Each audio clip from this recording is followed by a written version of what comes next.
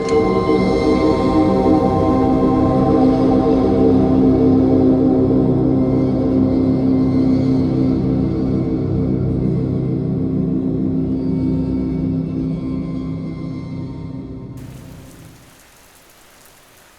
everyone, thanks to all my awesome subscribers for supporting the channel and digging my horror stories.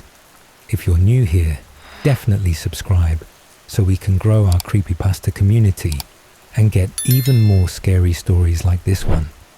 Tonight, I've got a bedtime story for you called 7 Silent Witnesses.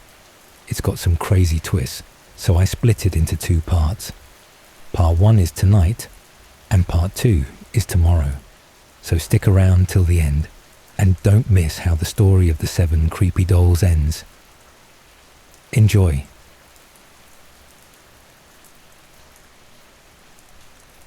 The dolls watched her first. I knew they would. They always do. Elizabeth didn't notice them right away, of course. Not when I opened the door to my 3rd floor walk-up. The one with the peeling green paint and the hallway that always smelled of burnt coffee. She was too busy laughing at the story I'd told her on the stairs. Something about Mrs. Donahue, the widow downstairs, mistaking my Amazon delivery for a bomb. Her laugh was a warm, throaty thing, the kind that made you want to confess secrets just to hear it again. But the moment she crossed the threshold, the laugh died. "Jesus, Adrian," she said, staring past me. "What the hell is that?" She wasn't looking at the cracked plaster walls or the thrift store armchair drowning in crime paperbacks. Her gaze was locked on the fireplace mantel, where 7 pairs of glass eyes glinted in the grey afternoon light. "Relics," I said, shrugging off my coat. "My grandmother's. She collected horror stories like other women collect china. Said these were her visual aids. A partial truth. Gran had left them to me in her will, packed in a cedar box that reeked of mothballs and clove cigarettes. Guardians, she'd called them. Her nicotine-yellowed fingers tracing the cracks in their porcelain cheeks. "You'll need them, boy. Men like us. We attract storms." Elizabeth drifted toward the mantel, her combat boots silent on the hardwood. Up close, the dolls were worse.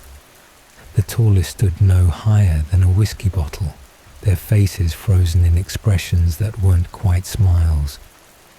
Their clothes, a moth-eaten flapper dress, a 60s mod mini-dress, a sundress stained the colour of old blood, hung limp on wire-thin frames.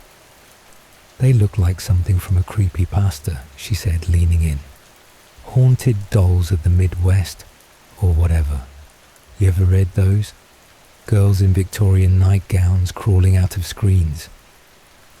Too detailed. The brunette in the polka dot dress had a freckle beneath her left eye.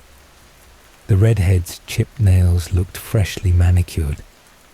And the blonde, Christ the blonde, had a locket around her neck, its tiny hinge rusted shut. "Do they have names?" Elizabeth asked. "Not anymore." She glanced back, her dark brows knitting. I forced a grin. "Kidding. They're just dolls. Creepy, right? I keep meaning to donate them." Another lie. I tried once, after Gran's funeral. Threw them in a trash bag and hauled it to the curb. Woke up to find them back on the mantel, their glass eyes smeared with something that looked like petroleum jelly. A detail straight out of the horror stories she'd whispered to me as a kid, her voice roughened by whiskey and regret. Elizabeth reached for the redhead. "Don't." She froze. I softened my voice. "They're fragile. Antiques." For a heartbeat, I thought she'd push. Elizabeth wasn't the type to fold. Not the woman who'd argued a traffic cop into tearing up her ticket, who'd talked her way backstage at a sold-out metal show just to see if the drummer was queued up close. But she withdrew her hand, the silver rings on her fingers clinking like loose change. "You're full of surprises, aren't you?" she said, but her smile didn't reach her eyes. She moved in 3 weeks later. It wasn't planned. Elizabeth's landlord had sold her building to developers, and my apartment had space, if you counted the fire escape as a patio and didn't mind mice.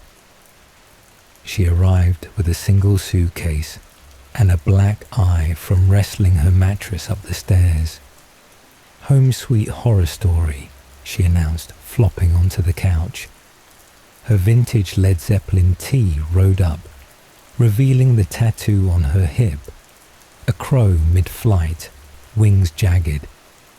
I'd asked about it once. "It's a reminder," she'd said. "That thing about feathers and stones. Bullshit. Crows don't wait to die." I kissed her collarbone, tasting salt and vanilla chapstick. "The dolls stay." She laughed into my neck. "Wouldn't dream of it. They're growing on me, like mold." But that night, I woke to cold sheets. Found her in the living room, bathed in the streetlight's jaundiced glow. She stood barefoot before the mantel, arms crossed over her threadbare sleep token shirt. "They moved," she said. I followed her gaze. The brunette in the polka dots now faced the bedroom door, her porcelain hand raised as if mid-knock. The redhead's head tilted sharply left, her cracked cheek turned toward Elizabeth. "Adrian," she said slowly, "I put my earring on that mantel before bed. It's gone." We found it an hour later, wedged beneath the blonde doll's locket. By the fourth night, she stopped sleeping. I'd hear her padding through the apartment at 3 a.m., checking locks, rattling windows. Once, I caught her standing over me with a kitchen knife, her face pale as milk. I thought... She swallowed. I heard whispering, like chanting. "You ever read that creepypasta about the Russian sleep experiment?" Sounded like that. The dolls watched from the doorway. The 8th doll appeared on a Tuesday. Elizabeth was tearing through the closet, swearing about a missing boot. "It's the goddamn dryer at the laundromat," she muttered. "Ate my favorite socks last week." I almost didn't hear her gasp. "Adrian." She emerged clutching a lump of unfired clay, its surface mottled with fingerprints. The face was crude, nose a smudged ridge, lips uneven. But the eyes were perfect, deep-set, heavy-lidded, with a faint asymmetry that made them uniquely hers. Elizabeth's eyes. "What is this?" she whispered.